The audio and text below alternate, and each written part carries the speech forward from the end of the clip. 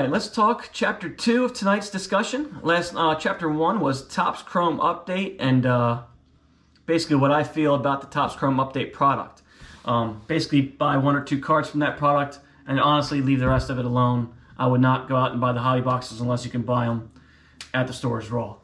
Now, going back to Chapter 2, I want to talk about turning a profit on cards and selling cards, because like me, you always buy more than you want, right? Like, say, for example, my collection, I like to have one rookie card from every Hall of Famer, basically, from now till the beginning of time. Well, I can't stop myself from buying 10 of that rookie card, usually, or 20 different variations of said rookie card of each player. And all of a sudden, I'm like, well, I don't really want these. This is my favorite one out of the 20, so let me sell the other 19. Where do I sell them? How do I sell them? What's the right way to do things?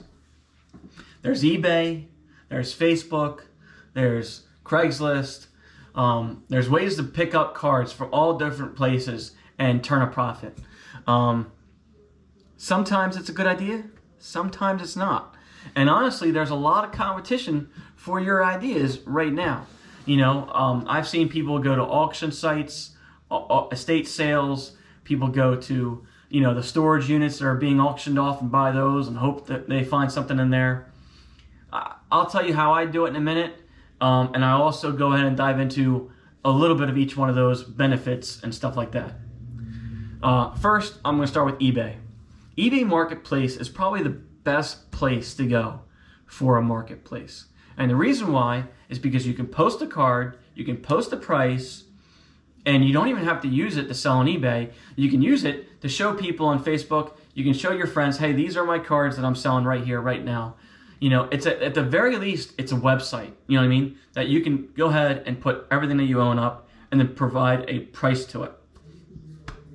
Excuse me.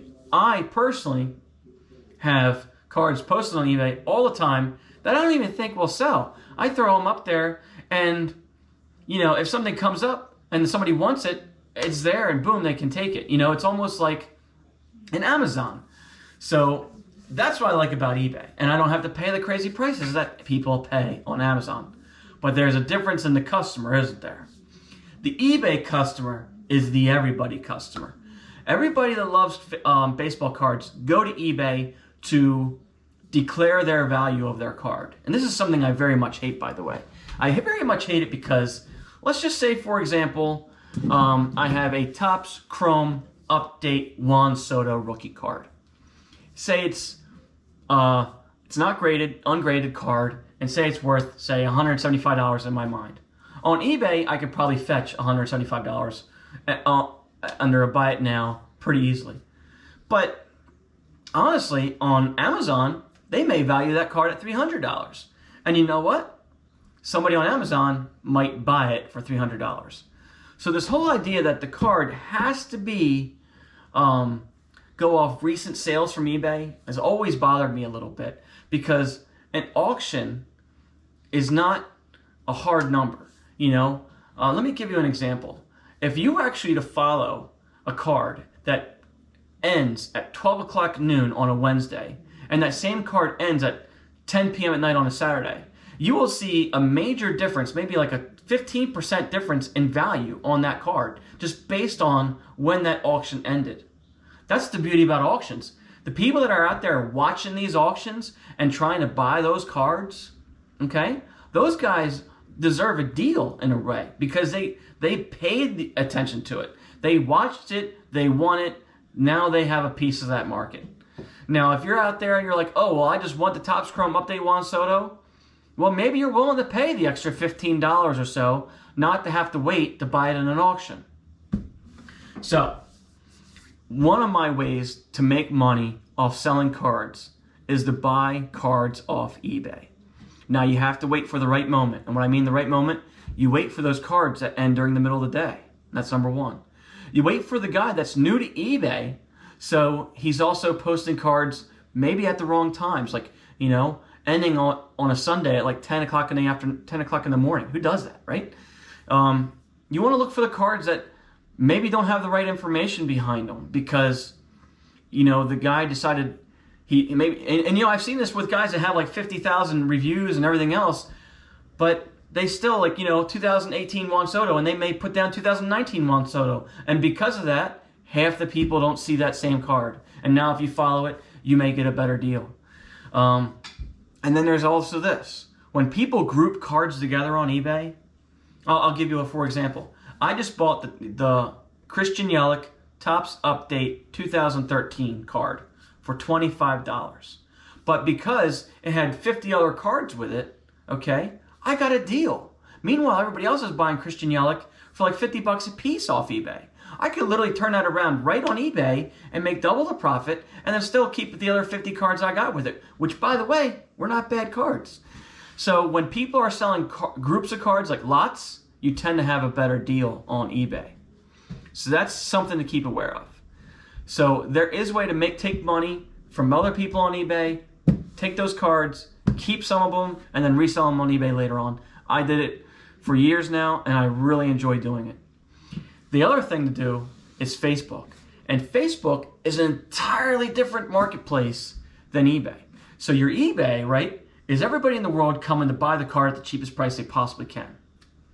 Facebook is a whole different crowd.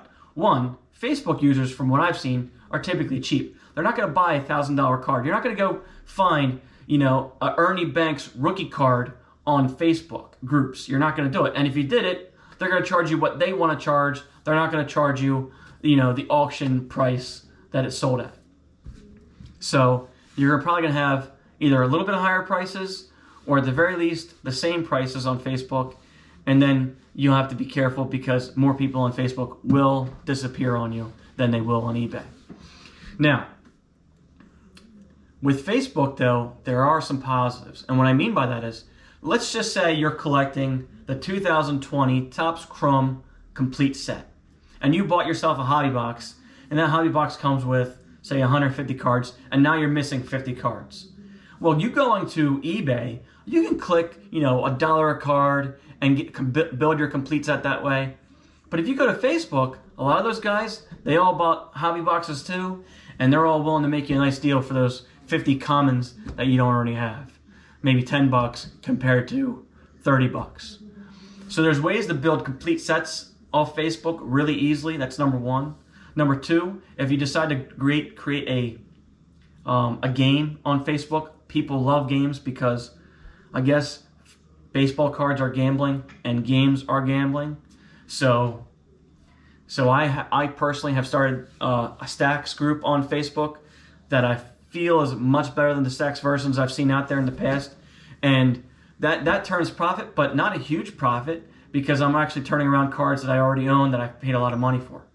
But it's just an easier way for me to get my abundance of cards out the door that I don't actually collect. So people do games on Facebook, people do breaks on Facebook, and people will sell singles on Facebook cheaper. And you can take those singles that you got on Facebook and you can usually turn them around even on eBay and put together a complete set and make profit off that. So definitely money to be made in both avenues if you explore them the right ways. Auction sites, estate sales, Craigslist. Years ago, it was easier. Right now, it's not as easy. Right now, I feel like every time an ad for, you know, a lot of cards comes out on Facebook, I feel like there's three possible options. A, the person went through all the cards and took out everything that was gravy. B, if you're seeing it, that means 1,000 other people are seeing it, and the chances that you saw it and contacted that person before the other 1,000 people did, it's probably pretty slim. So if it's still there, it's probably still there for a reason. C, you don't really know what you're getting on a lot of those cards because they show you a picture of a big, huge boxes and you have no idea what's inside. So Facebook Marketplace, I've been very weary of. Craigslist, I feel much more confident about. And the reason why is because less people are gravitating toward Craigslist right now. The Facebook is so easy because we're already on it. The marketplace is like boom, right there in your face as soon as you turn your phone on. But you don't think about Craigslist, and old school people do think about Craigslist. So think about Craigslist as my point to this. I've also heard people talk about using Nextdoor as an app to look for cards as well. Try using an app that not everybody else in the world is going to if you're trying to find a bulk collection. I'll tell you 2 or 3 stories here. And there's an app that was called Let Go. And I forget if I think this app shut down, but at the time, you could go on there and it would be a lot of the people in your area selling stuff. Well, I used that app to find people selling all their collections because I felt there was a lot less people there vying for it than Facebook. I contacted one guy and I went up to his place to buy one set of 1984 Topps complete set. I needed to own that set. And when I got there, he's like, I can't get rid of any of this stuff. I got 1987, 1988, 1989 Don Russ complete sets. Here, take them. Oh, and here's a 1986 Topps complete set as well. Have it. Now, granted, these sets don't sell for a lot, $10 each if you can get them, but they're still nice sets to own in a general collection. I went down to Maryland one time off Facebook and to buy something. And I was actually going to cancel the trip because I realized this guy didn't have anything. And the second I canceled it, he added a lot more cards to it. So my point to this is that start a dialogue with these people, figure out who's trying to call them up, trying to get the cards, and then you can make a deal after that. I will say that my best deals have definitely not come from Facebook. They've come from Craigslist. They've come from Let Go. Just simply a smaller market and usually a little bit of an older crowd that might have something a little bit more valuable. And then the last thing we can talk about, auction houses, estate sales. I'm going to recommend stay away because unless you're a professional, I don't think you're going to do it. I've gone to the antique stores and I've seen the antique stores cards and they're overpriced compared to eBay, overpriced compared to Amazon. Basically, these people are posting their cards there if they have because they know that they have a family inside. Maybe the kid wants one, or maybe the dad's like, I need something for my, that I can put on the mantle somewhere, and he's treating himself. They're not really thinking about, the everyday guy coming out and trying to make money off buying these things. So the antique stores for me, have been complete failure. The auction houses and the estate sales, I think I'm personally not too invested in what goes on there, so I don't know how they're done. I know I've dealt with people who said, hey, I just bought this card in an estate sale, so I'm selling it on eBay now, blah, blah, blah. I'm going here to Indianapolis for my next estate sale or my next auction sale, and I'm planning on buying, a lot of cards over there. These things are all around the country. People make a living going to these sales, buying them up, and then turning them around on eBay and selling them. So if they're doing that, I know I have no place in that business, okay? So I've stayed out of it. I've stuck to my eBay. I've stuck to my Facebook. Then there is also, I said it was my last thing, but there's still more things to talk about. The Amazon. The Amazon prices are more than anywhere else, pretty much, outside of the antique stores that we just said. The Amazon prices are interesting because you're not going to Amazon to buy cards. You're not. You're going to go to eBay. You're going to go to Facebook. You don't even think about Amazon. But you know who does? Is your wife, your girlfriend. How can I make my husband happy? Or how can I make my boyfriend happy this year? I bet he would really like a Roberto Clemente rookie card. Sure as heck I would. If my wife would buy me a Roberto Clemente rookie card, I'd be happy. I'd be pretty freaking happy. She won't. She won't do it. But I know where she would go if she did, and that would be Amazon.com. She wouldn't even think about going to eBay. It's the same place people go to buy their hobby boxes. They don't think about going to eBay. So if you were to put an Amazon store up and try to develop an Amazon store, I do think there's value there.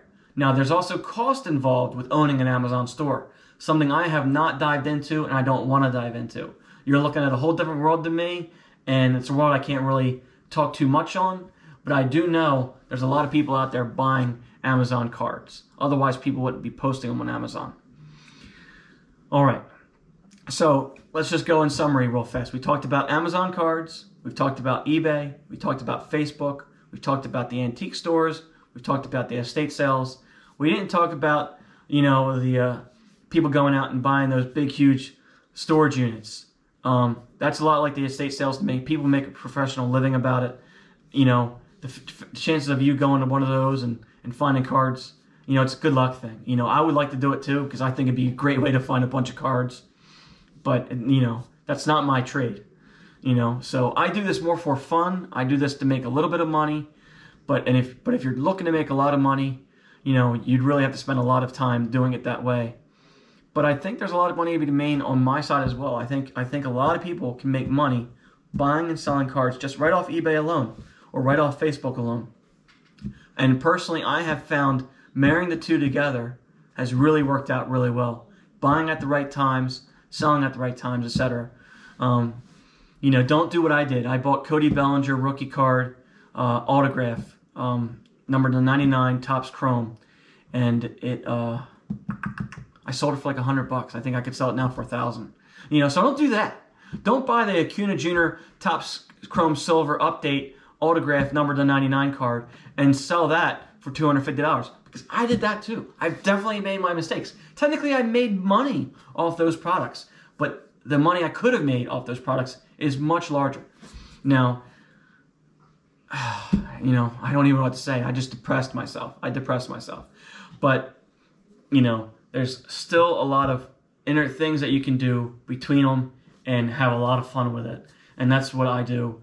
And that was a long video. Probably way longer video than I normally make.